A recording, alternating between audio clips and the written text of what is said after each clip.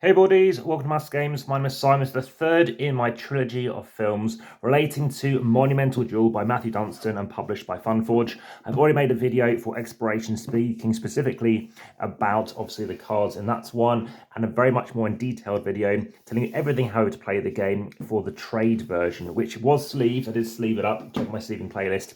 This one is mainly about the scout action. You may have seen my unboxing, teaser, trailer, preview video, whereby I have already mentioned about the various factions, which are about the Askanites, the Murgles, and the Greeks. And we have some tokens in here, slightly different. I have some dice. Check my dice distancing video. I've already filmed that. I think it's dice distancing 118. See how far dice roll and whether or not you'll need a dice tray. You'll need these various tokens. Yes, you can get victory points in this one, which is unique. Check out my accessories playlist as well, relating to these token vessels. But yes, we've got some various cards. We're going to talk about this espionage element of this game. And again, if you want to see more about the certain cards and the powers, check out that unboxing video. That's more about, obviously, the various different cards in it. But as you can see, we've got these various cards, the various different cultural policies. For example, gaining a victory point for each knowledge that you activate beyond your first. Also, whilst I'm still setting up, make sure you check out the various playlists, including my two-player playlist, the AmassGames playlist, the FunForge one, the Matthew Dunstan one, amongst many others. So everybody is going to take the same deck of these espionage cards, and you'll also obviously take your unique starting cards as well. So these are also relating to these victory point markers. Obviously are the same, but the turn order is going to be the same as well. But the key thing about this one that's different is the fact that whilst you're still getting 3 points if you have the most province, as well 3 points for the most knowledge, same for wonders and culture with 2 points, 2 points, 1 point, 1 point. You will be also getting those 1 point victory tokens at the end of the game. And also unrest is going to be in this game as well, and you're going to be losing 1 victory point should you have any of these in this deck. So I'll show you how that works, but basically what's going to happen is certain cards are going to cause you to take unrest, and they're going to go into your deck, and then they can obviously get played out as and when they get played out. But there's certain things which allow you to remove them, and to remove them typically is by activating a column. And the last game what I chose to do was deliberately to wait and just let it clog up my tableau, and then choose to, I guess, activate my city to get rid of them in that final turn. But let's mainly talk about espionage. That's the key thing, a part of this. So again, everybody is going to take a basic one, and then 1, 2, 3, 4. Again, everyone's going to have the same deck. But what you're going to be doing is you're going to be shuffling up this order.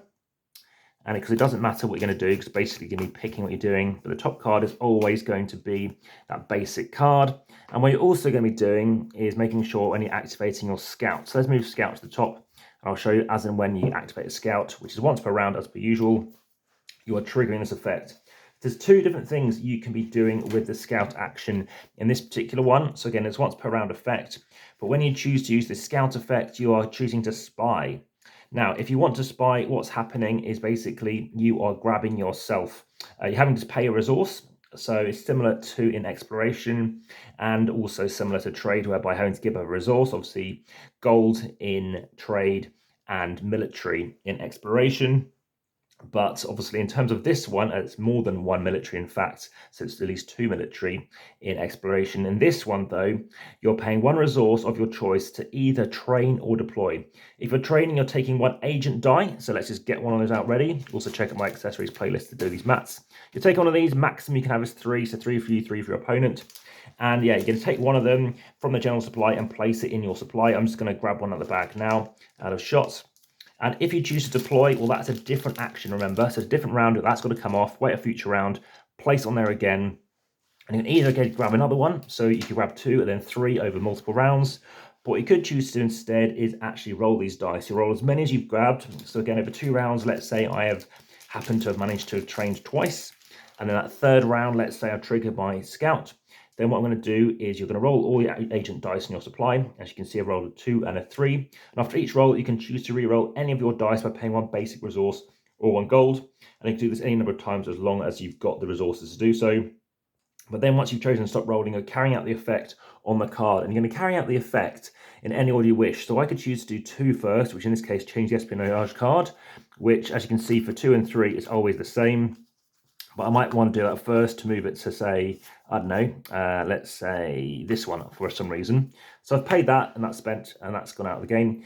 oh, well, it's not gone out of the game, it's come back to my supply. But then let's say I pay a resource. So let's say I've got a gold, I pay a gold, I can do a reroll because 3 is just the same, it's a bit pointless.